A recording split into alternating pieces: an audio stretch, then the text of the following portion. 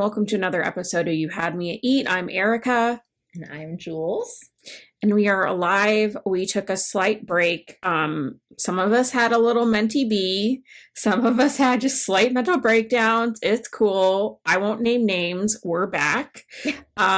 We have gone through what seems like 3 years worth of shit in the past 2 months. And I physically don't even know how to start this episode because there is just so much.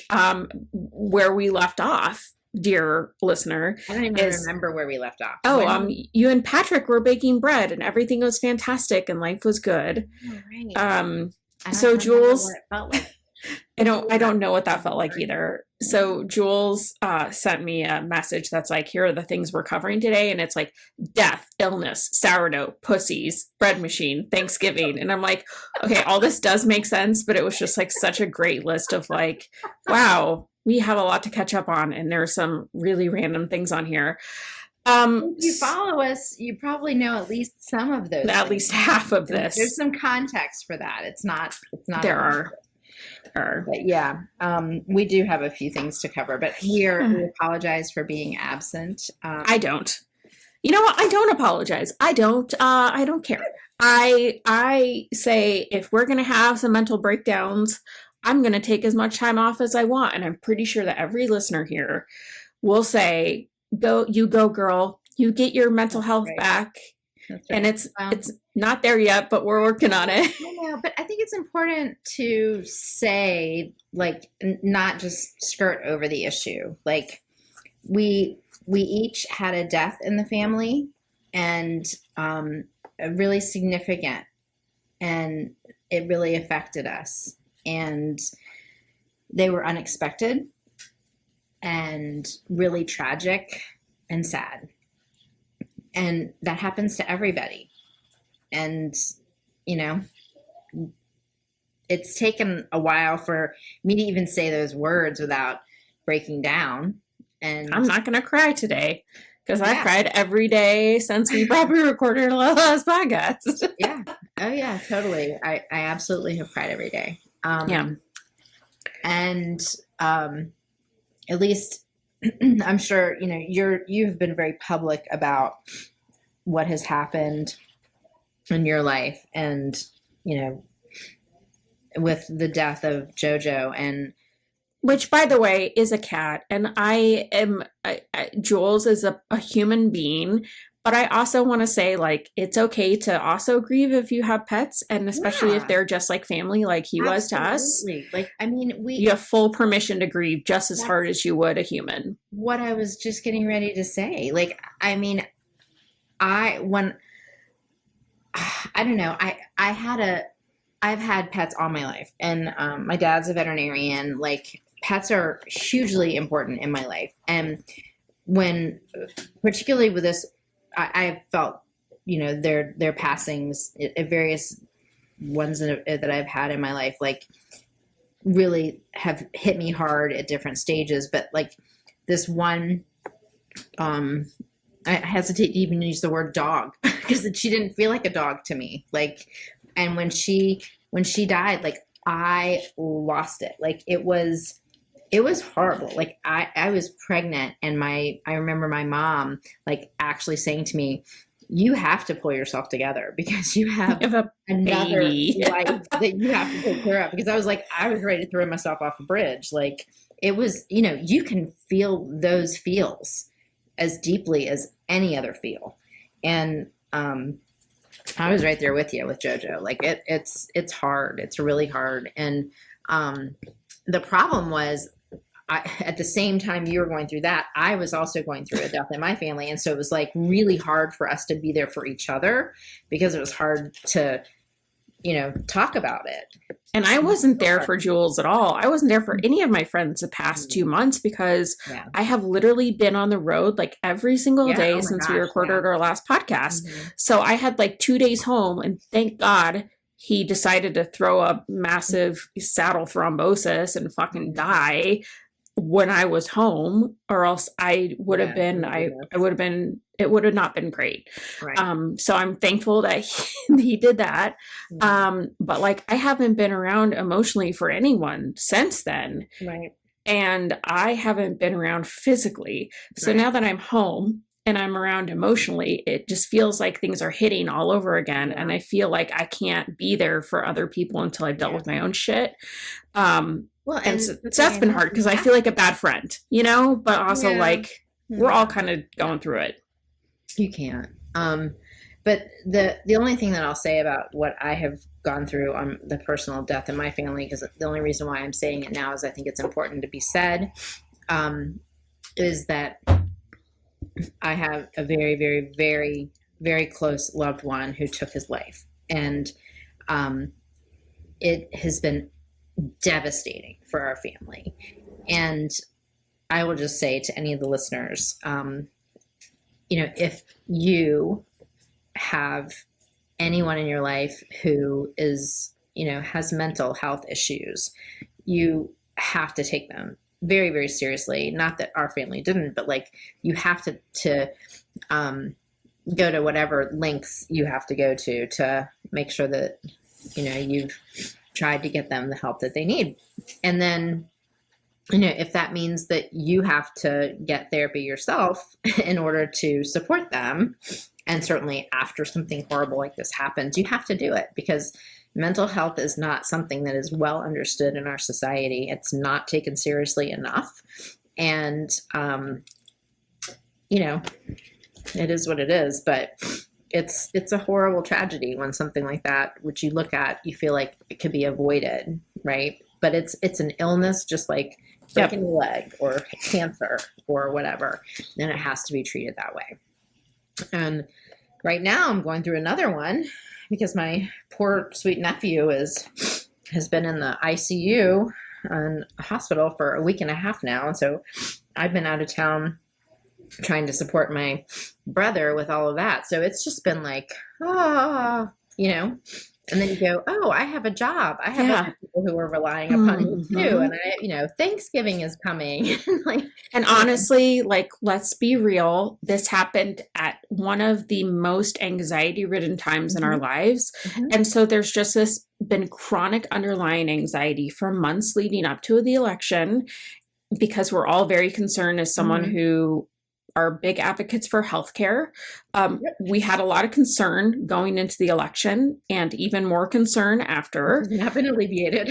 And so for us, like, honestly, I've been having some mental issues since then, well, before then, and also since then. So the death, the layer on of the chronic anxiety that comes with an election year when you're literally fighting for your life in healthcare has just been unbearable at times. And talking about mental health, I mean, there has been times where I have reached out to friends and I'm like, I actually really need to talk to someone that doesn't live in my house. And let's all talk about therapy and how we're moving forward with our own therapy. So that's really hard. And it's not hard enough with the death, right? You got to layer on all this other stuff, and then concern for, I don't know, your fellow man. So that's been really, really difficult. So to be fair, I have not wanted to record, and I have not wanted to share anything, because I've been very vocal on my Instagram about how not well I'm doing. Yeah. And so to say that out loud is hard, but also to move forward from that's very hard. It's very easy to just want to crawl under your bed forever. And that's what depression tells you is the best, but that's not what actually is the best. So we're here doing what we can only do, just let's work through every day. Right. It just takes small baby steps of grief and loss and anxiety and depression and anger, especially recently anger, and what we can do to turn those emotions into something where we can move forward, but also how we can make the world a better place. Yep. And that's, I think, why we're going ahead and recording this podcast, even when we don't really feel like doing it, is to make sure that, we're letting people know that, we're all human. We all have these times in our lives. And, we support each other, we reach out, we get therapy, and it is, it's okay and it's needed. And, if we can be a resource to you as well and tell you how we have found ways to get through these hard times.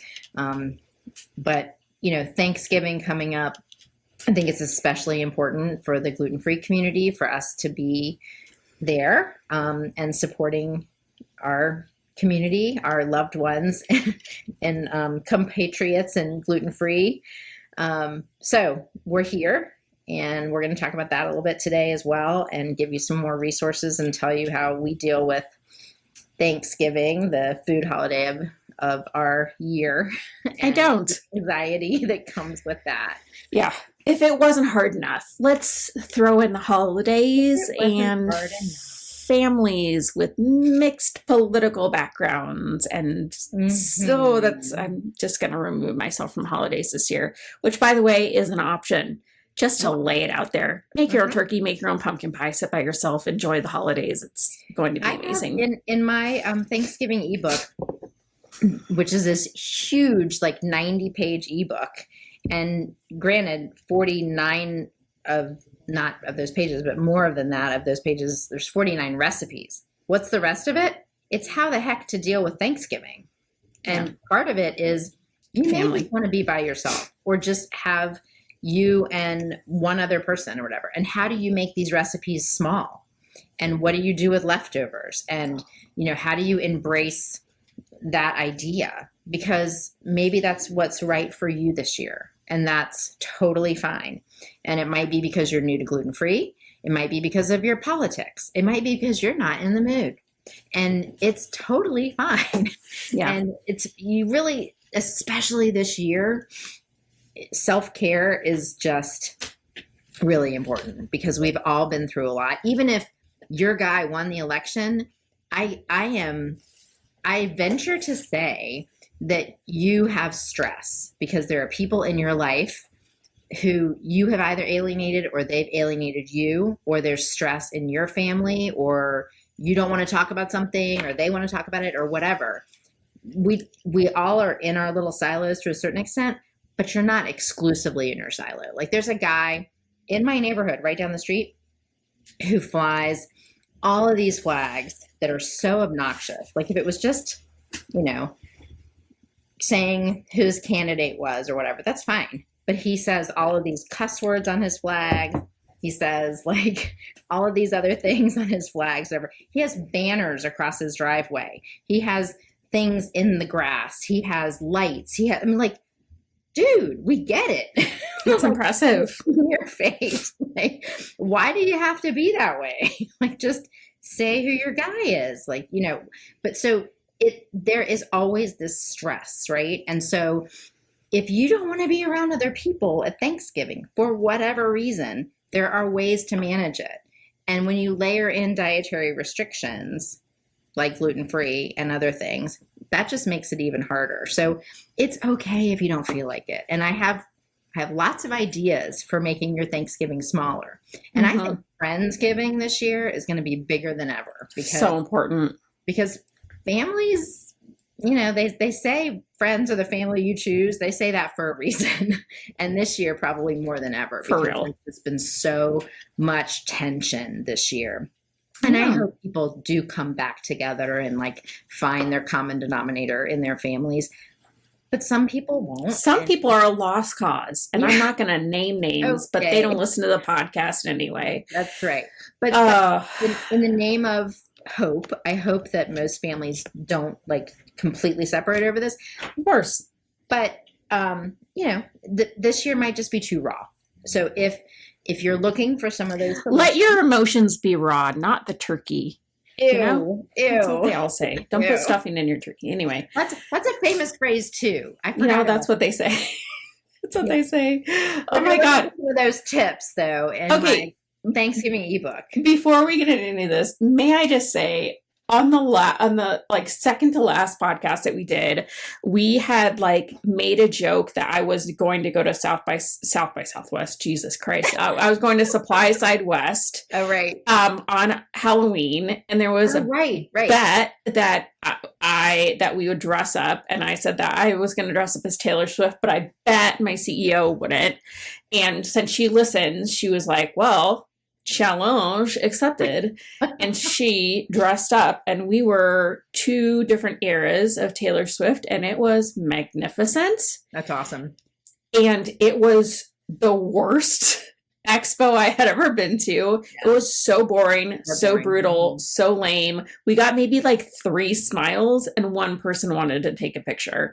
And like there were like 4 other people dressed up, and one of them was like a cat with just like the cat nose and whiskers on the face. And I'm like, come on. And we were like full outfits. No, you're not the only person I heard that from about Supply Side. And the only person I've heard who said that Supply Side was good this year, and I don't know if it's always this way, said that it was good because of the after parties. So, well, yeah, it's in Vegas, but I know it's just so dumb. It's kind of bad. Like, yeah. Anyways, I was happy that we went and we dressed up, but never again. But well, are they going to have it on Halloween next year? No, it's the day before Halloween. I'm like, that's still too late. I don't want to deal with this. Anyway, that's bad. Ah. So for the people that do listen to the podcast, yes, it happened. And yes, there are photos, and you can let me know if you want to see more, because I have a ton. Was there an exchange of money or anything else because of this bet? No. Okay. Just the sheer pride and joy of knowing that we had enough machismo in us to be like, I don't really care. Let's dress up. So I like it. It's I like good. it a lot. And we both got home in time for trick-or-treating. Good. So good. And Matt dressed up? No. He didn't dress up at all? No. Wait, he went from wanting to buy a golf cart to not dressing up? Yes. We ended up at having like far less trick-or-treaters than we want, but he was not dressed up. And he did dress up for his Orange Theory Halloween class. He was Captain Orange Theory. It's really cute. He like had an Orange Theory flag that he used as a cape and dressed in all orange. It was great.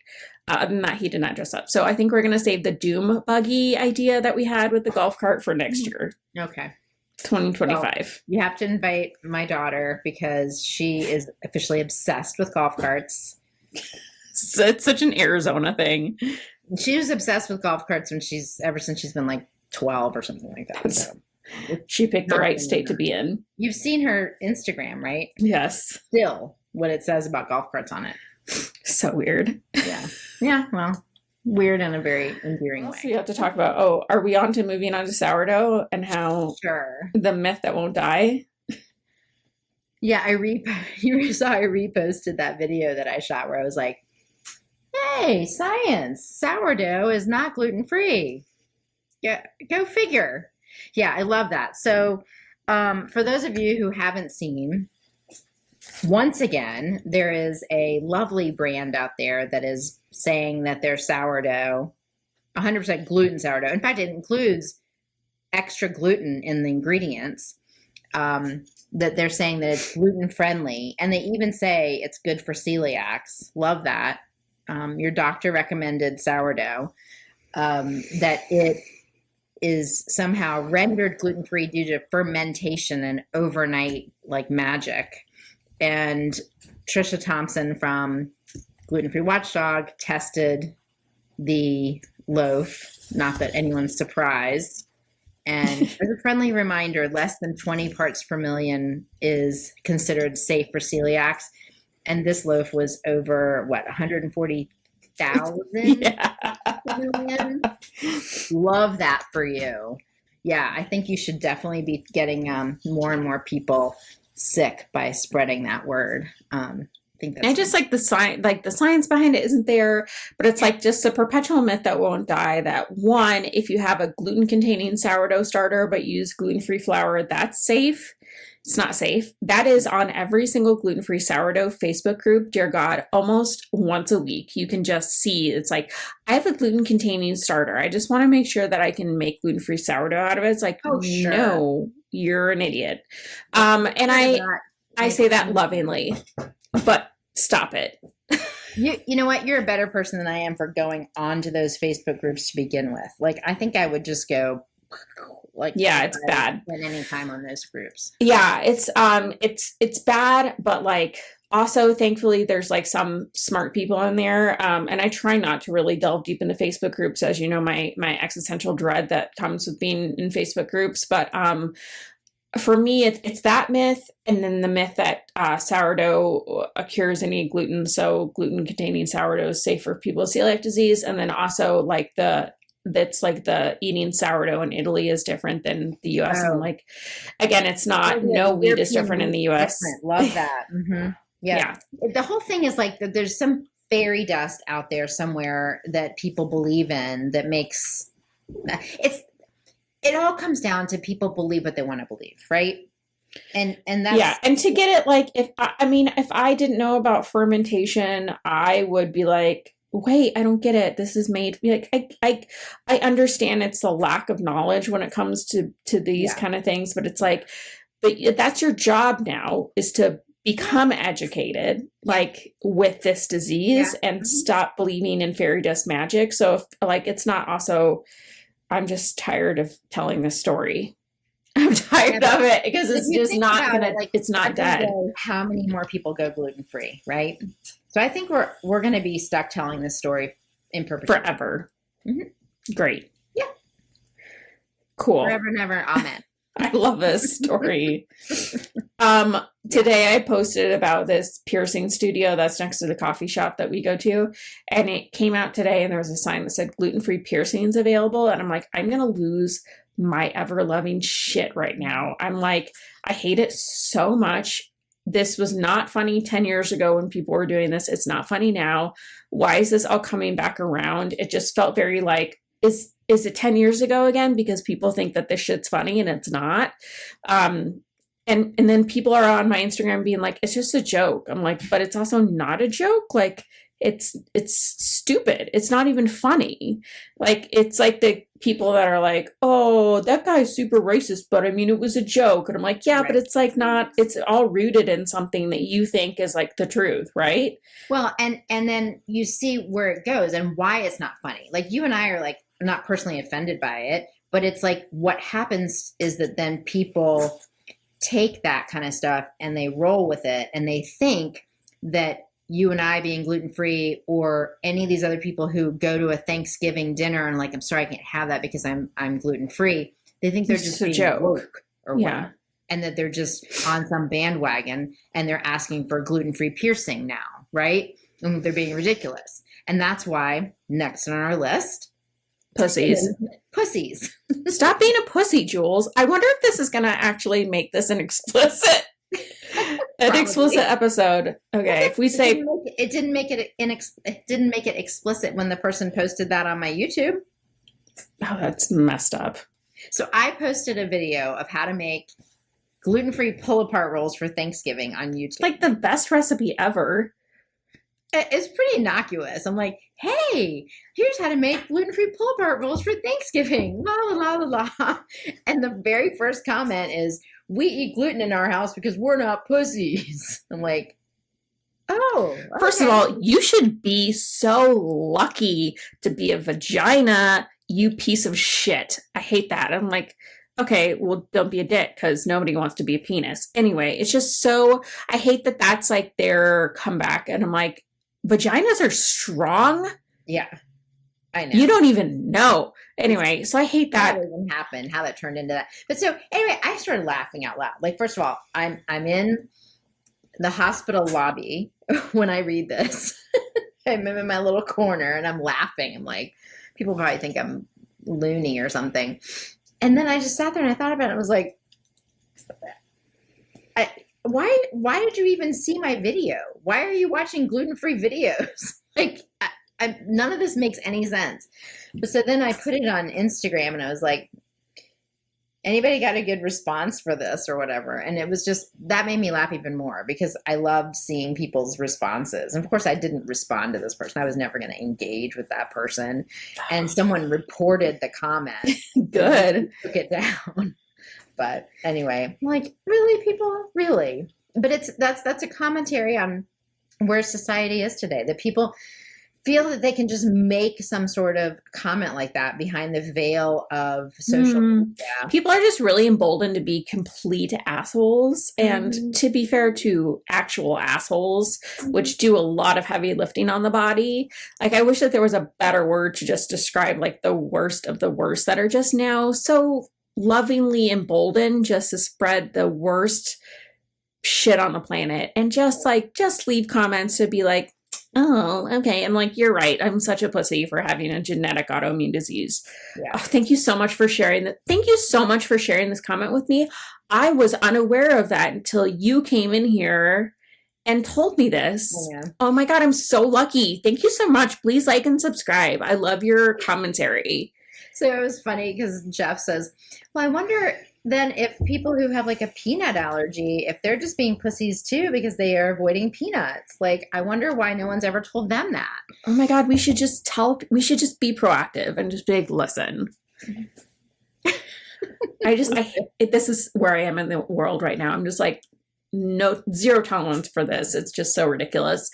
So between that, the sourdough, the pussies, and the gluten-free piercings, I'm just like, wow, it should just, why am I even alive on this planet? This makes so much sense right now. Oh my God, who birthed me? Like, it's like the people are like, well, there weren't gluten-free or food allergies when I was a kid. I'm like, it's because those people all died.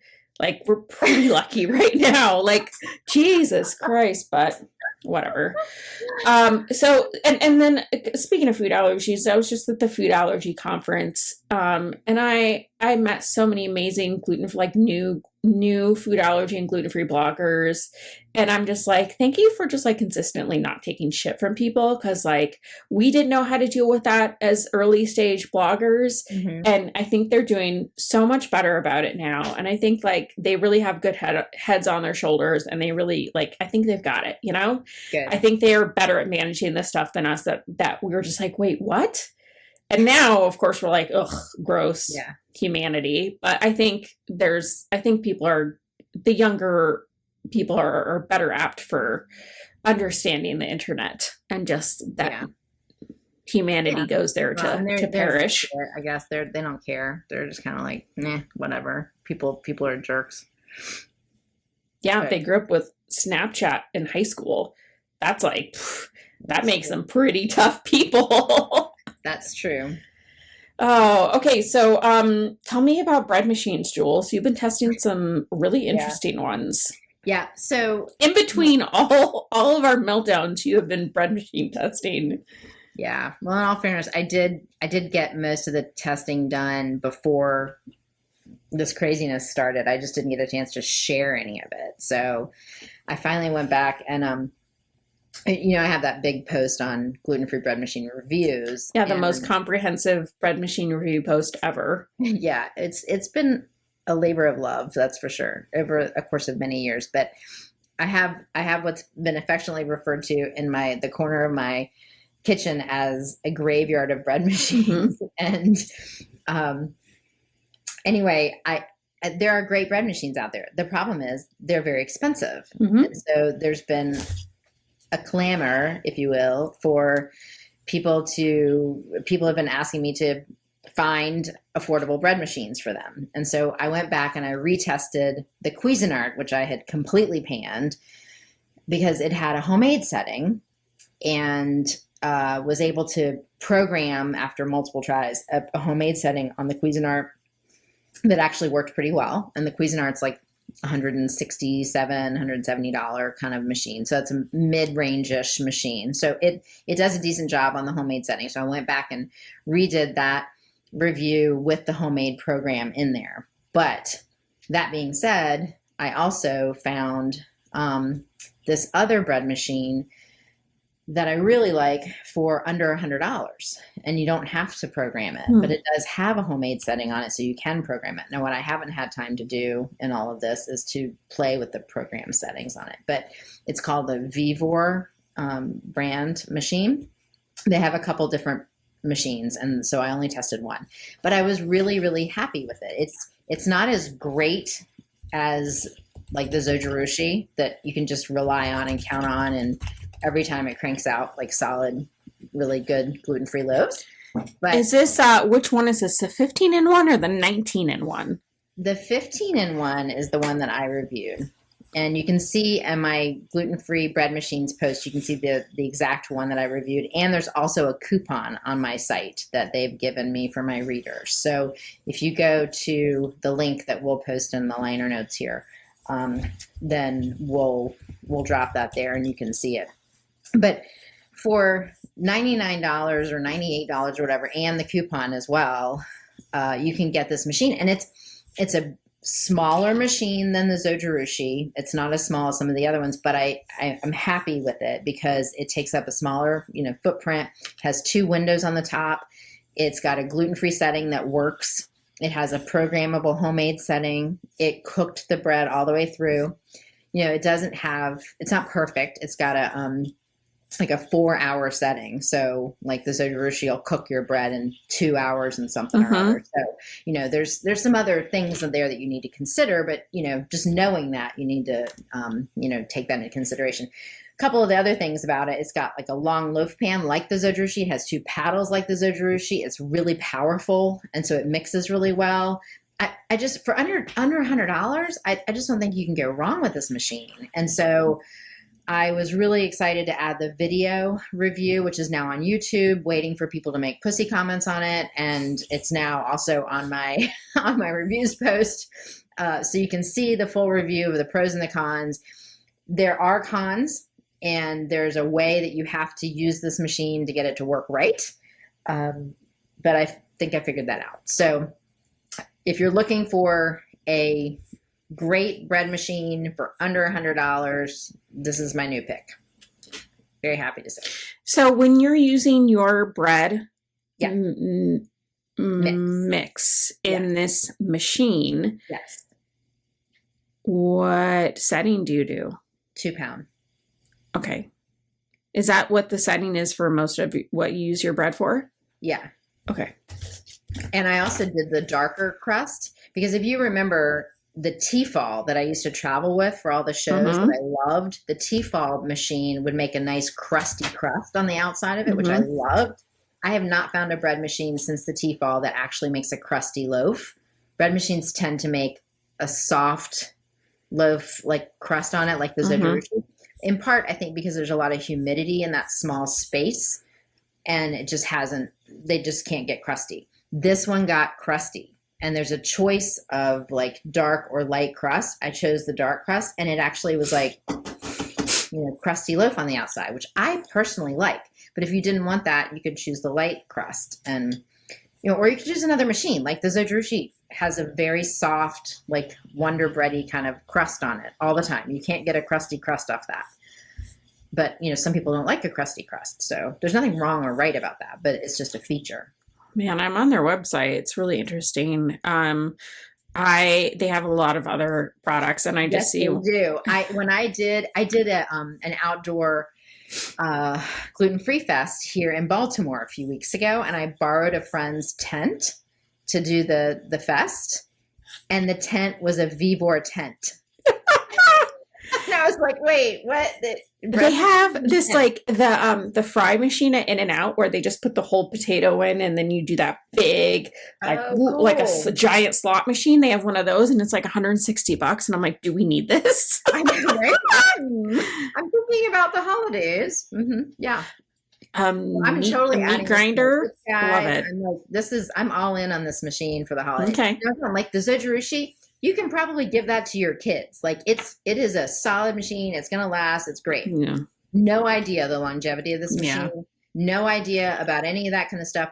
But I'm telling you, for under $100, it works great. Now, if you want a machine that you can just sort of push the button and walk away, which this machine is not, and you'll have to watch the video to understand exactly what I'm talking about. But if you want that kind of a machine and you don't want to pay the full Zojirushi price, I'm still completely sold on the Panasonic. Okay. Like, so Chef Patrick, for example, was here baking with me, as we were talking about earlier. And he was here when I was doing the Vevor testing, and I also was using the Panasonic. And he really liked the Panasonic and went out and bought the Panasonic. And he keeps texting me every day. Look at this. Look at this. Loaf. This is beautiful. Whatever. He's loving the Panasonic. and it's like $100 cheaper than the Zoterushi. And you can literally, throw your bread in there, push a button. You can smooth the top if you want to. You don't have to. It's a great machine. That's the one that I end up using at my house as much as any other machine. So anyway. It's awesome. Yeah. Look at you doing all the hard work for everyone. Well, it's just, I get really sad when people email me and they're like, oh, I bought this machine and my bread never turns out. And like, I know, I reviewed that. Like, I could have told you that. Not this, it's the machine. Yeah.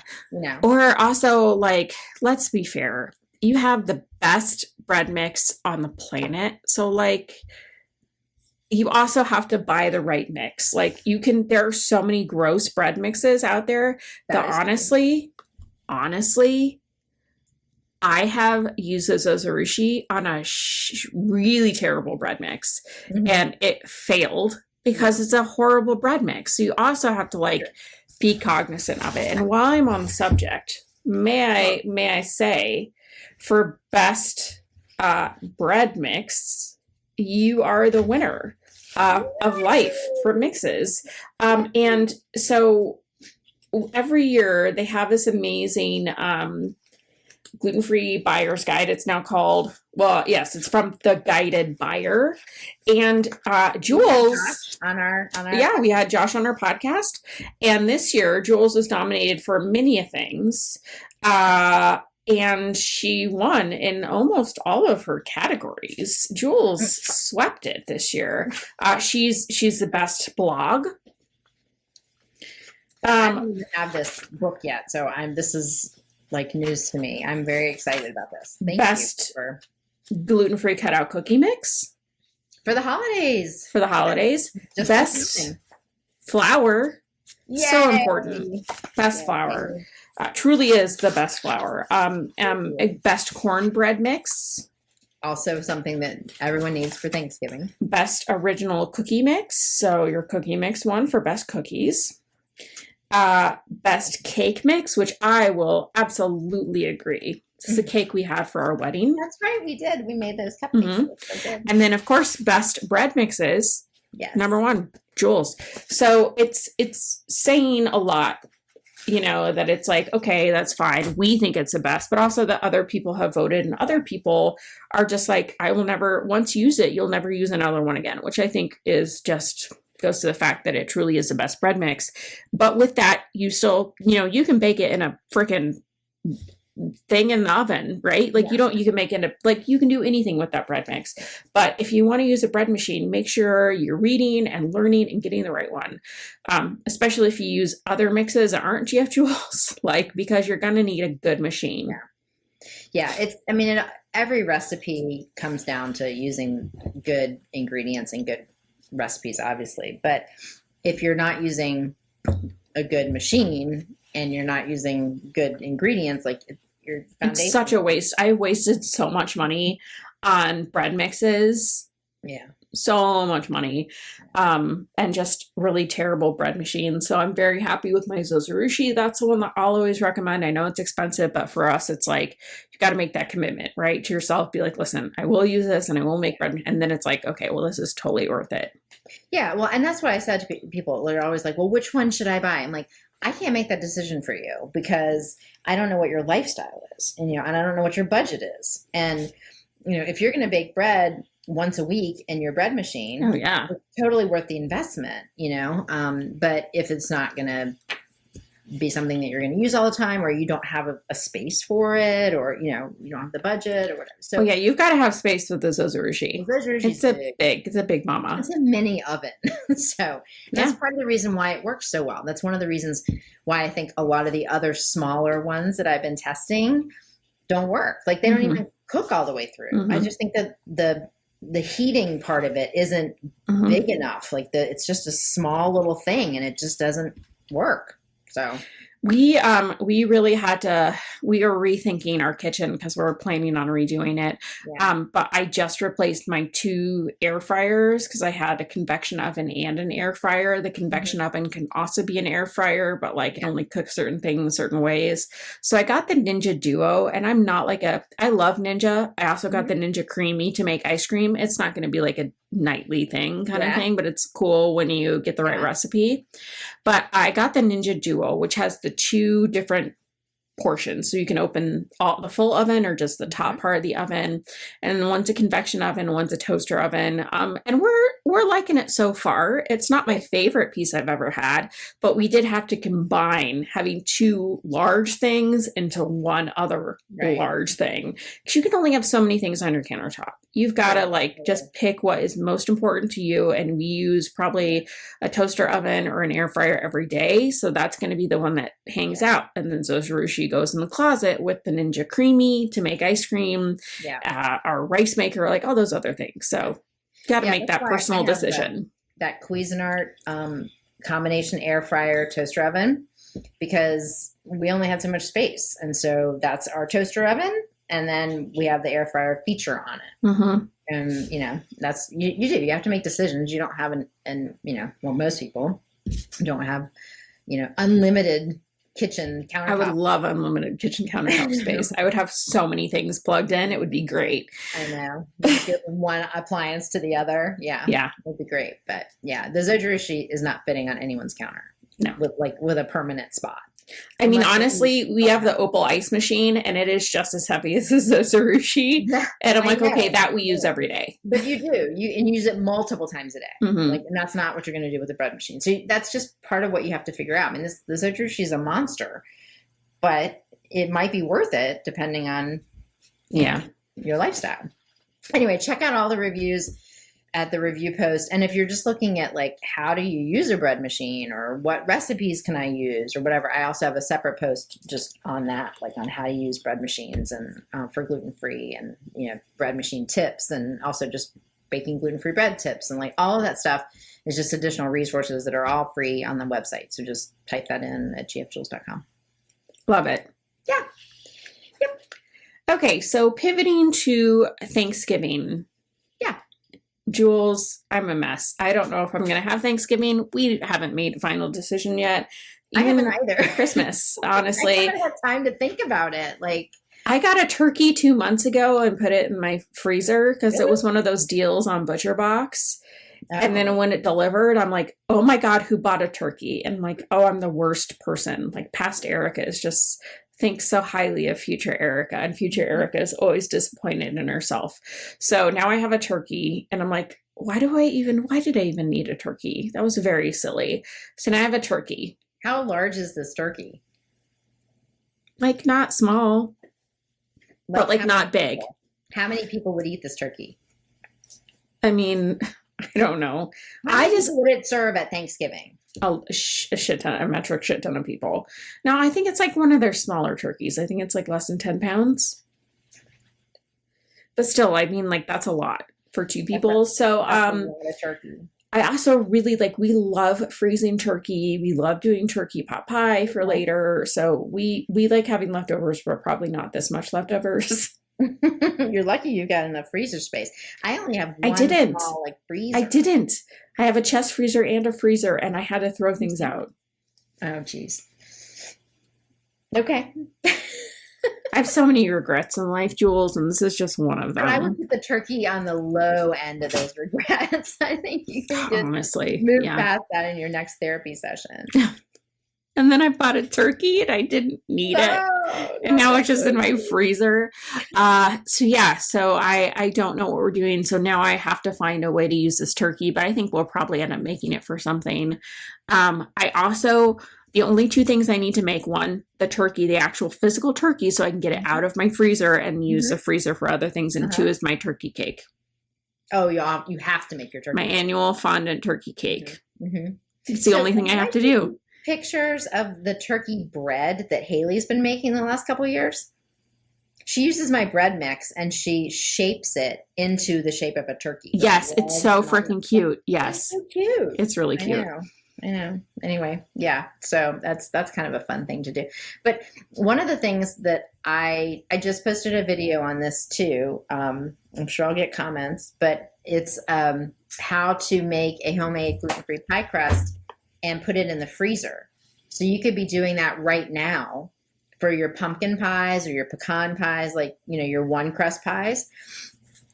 and put them in the freezer now to reduce your stress before Thanksgiving, so that all you have to do is make the filling, the day before Thanksgiving. And pies are better made in advance anyway, because the flavor sets in, and the spices for the pumpkin pie, they infuse the day before, and they're much better. So Okay, so you have this look on your face now that's like, huh? Like, what are you talking about, Jules?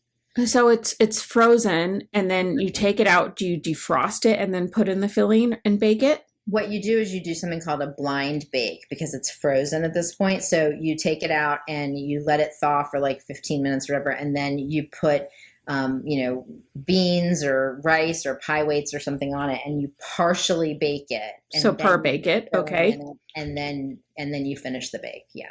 But you have to make the filling the day that you make the pie, or can you also freeze the filling? I mean, separate from the pie or in the Yeah, separate from the pie.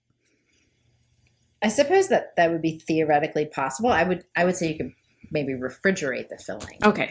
I don't think you need to freeze the filling. Okay.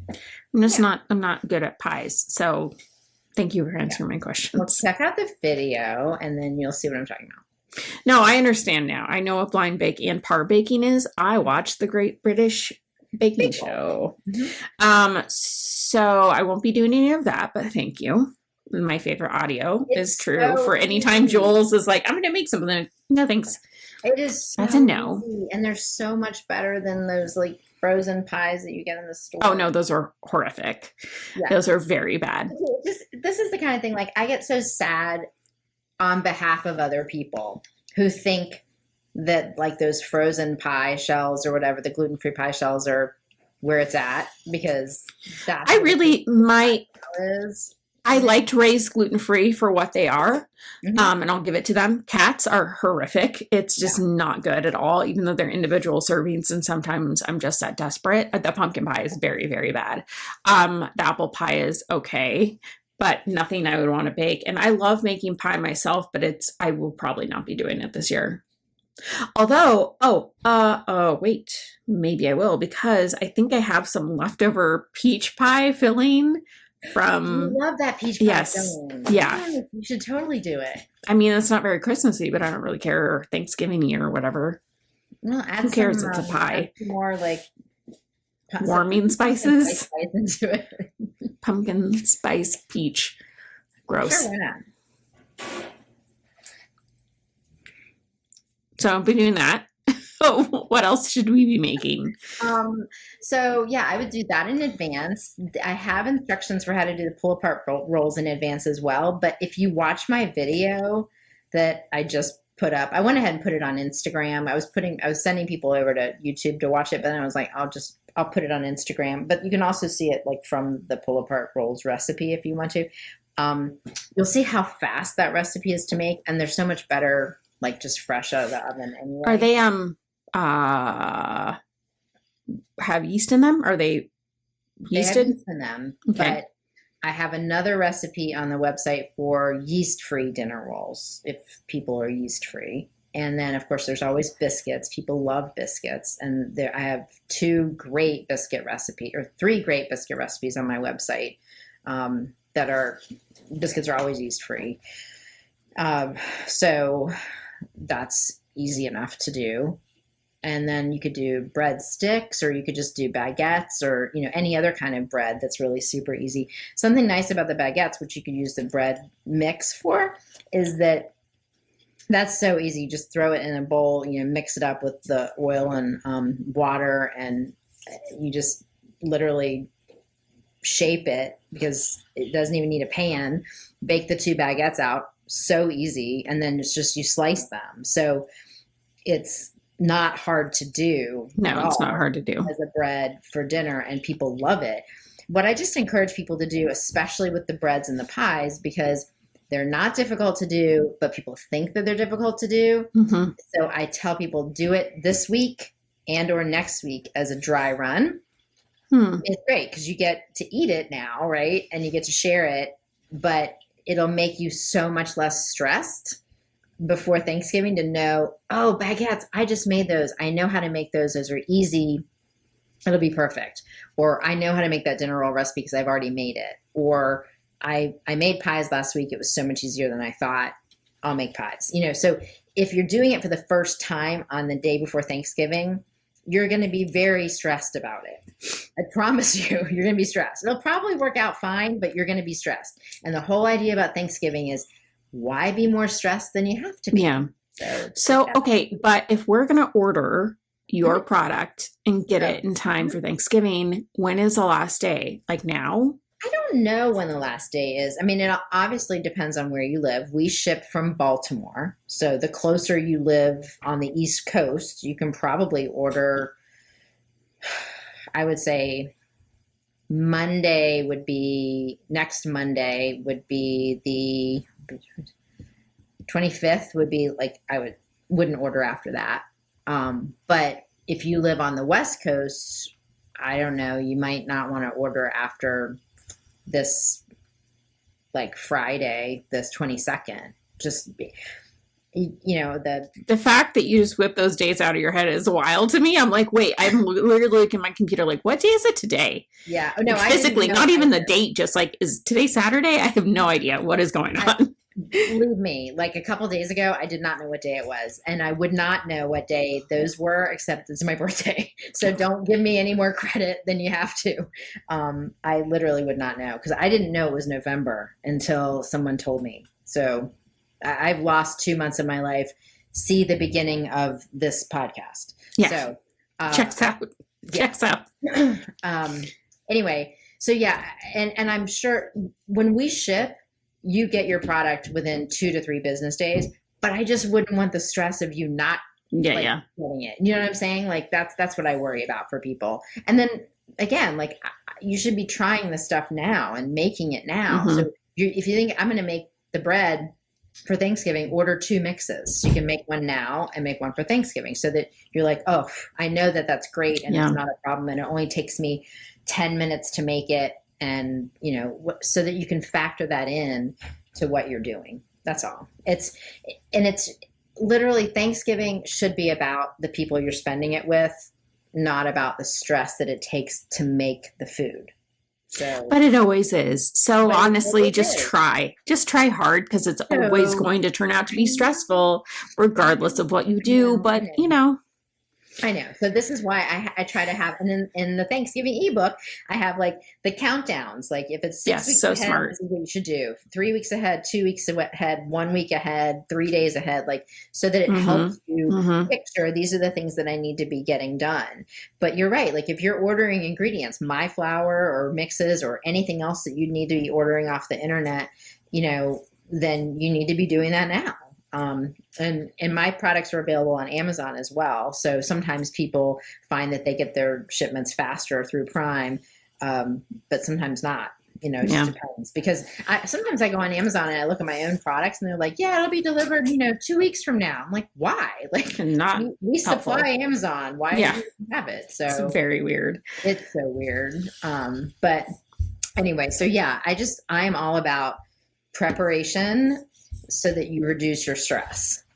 And you can have anything you want. Like I make all of my like grandmother's casseroles, my mom's favorite casseroles. Obviously I make pies, I make bread, all of those things because it's very easy to make them when you have the right ingredients or the right, recipe or whatever. And most of those things, I hardly change the recipes at all. I'm like, why would I change a good casserole if you can just make a few substitutions here and there?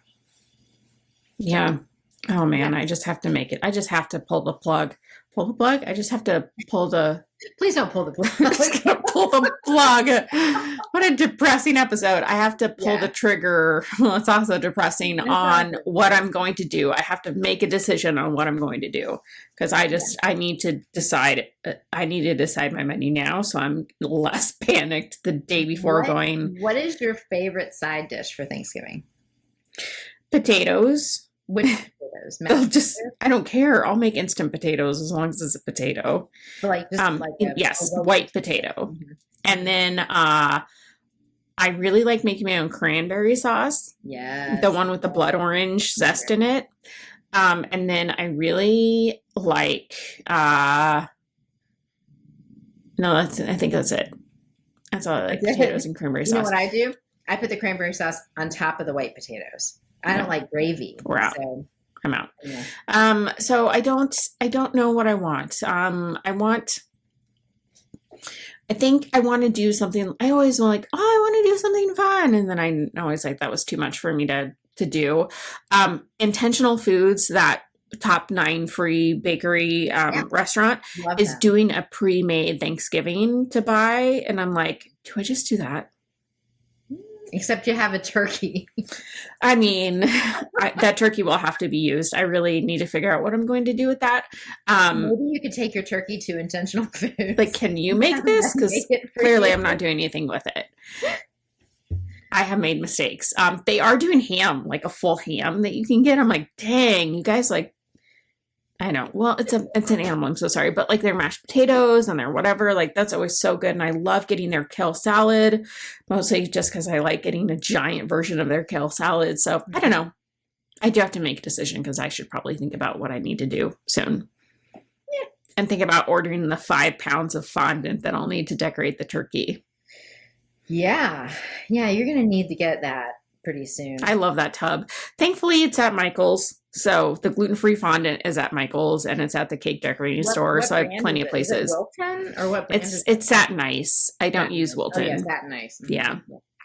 Wilton's so sketch with their ingredients. They're so annoying. Why won't they say yes or no about being gluten free? It's very annoying, that Wilton brand. And Satin Ice is like, this is gluten free and vegan. I'm like, great, awesome, love it, so easy. So I got to get that, and then I have all the colorings, thankfully. But I have to remember to not use the one that makes you poop green because that is such an unpleasant experience. Only you, Erica. Because I bought oil-based colors and I'm like, this is the best colors. It's so beautiful. Mm-hmm. But then you're like pooping colors and then it's not great. Mm-hmm. So I will hopefully not do that. But I bought a whole bunch of new colors. And then, oh my God, totally forgot to tell you this. I bought so much melting chocolate because Supernatural just came out with gluten-free vegan melting chocolate. In all different colors. They announced it and I bought it in all colors. And I'm like, get it? Their website. Oh, I had to buy it online because I was like, I can't risk not. I need to try this. What is it made from? I don't know. Magic? I haven't even looked at it, honestly. Fairy dust again. It's fairy dust. Cool. But as long as it's gluten-free and vegan. I need to know about this because the rice milk white chocolate stuff doesn't melt very well for me as a melting chocolate. Yeah. So I have to think of something to do with this melting chocolate. So now I'm like, well, I should do like cake pops. Cake pops?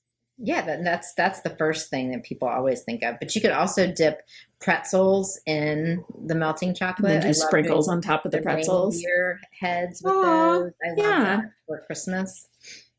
So what's interesting is these are natural colors. So I'm like, we'll see how those go. Yeah. But Supernatural is always super good. Mm-hmm. With their stuff. So I'm really excited for that. So I have to make something for holidays. I'm writing this down. I found a great new product too. Yes. They actually sent this to me. I don't remember anyone from PR reaching out to me on this, but I, in all fairness, could have just... Who knows? Who knows? But these are so good. It's called Nemi cactus sticks. Have you seen these? Absolutely not. I have no idea what you're talking about. Nope. Okay, no well, idea. I'll tell you how good these are, that they came in and my non-gluten-free, non-vegan son ate half of the box before I got to them. And he doesn't like stuff like this. He eats like crap. And these were really good. So this is Mexican lime. This is churro cinnamon. I thought of you with that one because it was churro cinnamon. But anyway, they're vegan, grain-free, 6 grams of protein, 4 grams. Is it nopales? Like what? Nopales? Like, is it made with prickly pear? No, it has, it's got interesting stuff in it. It's got amaranth, cactus powder, pea protein, flax, chia, spirulina, turmeric, dates for the cinnamon one. Anyway, very clean label. And I ate an entire bag of one of these things when I was driving back home from the hospital yesterday. And I didn't feel bad about it at all. So thank you, Nemi, Mimi, whatever your name I is. have no idea what these are. That's really interesting. Yeah. Yeah, from Nopales. Yeah, there we go. It's they're made in Mexico. I see that. Yeah, I'm on their website. That's really interesting. They have a fiesta pack: chile turmeric, Mexican lime, smoked chipotle, and That's what they sent. churro cinnamon. Sabor el And they chisme. sent me stickers. I love when people send me stickers. So Yeah. anyway, I'm very happy with these, and I hope I can find them near me. But if not, I'm gonna have to order them online because I actually really I love when I find something that I'm like, yep, I'm gonna pay money for this. I really am happy with these. Yeah, I mean, nopales are everywhere, obviously, in Arizona. Like we're just at the farmer's market and you can get them everywhere along with that and the actual prickly pear fruit. And it's a very common thing. We have nopales tacos, obviously, at the Jules Bakery and Cafe that we went to has a nighttime restaurant called True Tacos, and they do nopales tacos. I mean, it's a great ingredient, and it's obviously everywhere here in Arizona. But yeah, it's so interesting. It seems like a very high fiber product, and I'm wondering about the pea protein. But if you didn't think they were gross, then that's good. I didn't. Well, what a delicious episode this has been, full of tears and laughter and so many swear words. And I'm pretty sure we're going to have to list this as explicit. My apologies for your tender ears. So many tender ears listening, you know? My apologies. It's all on me. I'm sorry. Although if you've never seen Jules say the word pussy, you actually get to see it here on video, and I think I'll just make a loop of it, and then it'll just be like what I fall asleep to at night every night. I did say it multiple times, so you probably don't even have to do a loop. Be great. This is good. This is good. Great. This is why, by the way, we're an award-winning podcast. That's right, Just so you know, number one again. So there you go. Thank you for voting for us, dear listeners. Seriously, thank you, because this makes me feel good, because our business cards say 2024 number one podcast. And I think I'm going to have to get another one and be like, just Sharpie and like, and 2025, just so you know, we did good. So Yay. Congratulations, Jules. You deserve it. Oh, yes. And back at you, my dear. Thanks. Thanks for tuning in to another episode of You Had Me at Eat. Hopefully we will stop having mental breakdowns so we can continue to have this podcast and usher you through the best time of the year, the holidays, with the best, most delicious food. And we can be your emotional support, gluten-free friends. That's right. We're here for you. Yes, we all need that. So if we can be that for you, we will be that for you. Yes. And if you have recipes that you want us to talk about, please write in and let us know, and we can highlight those in anticipation of all these wonderful food holidays that are coming up. Absolutely.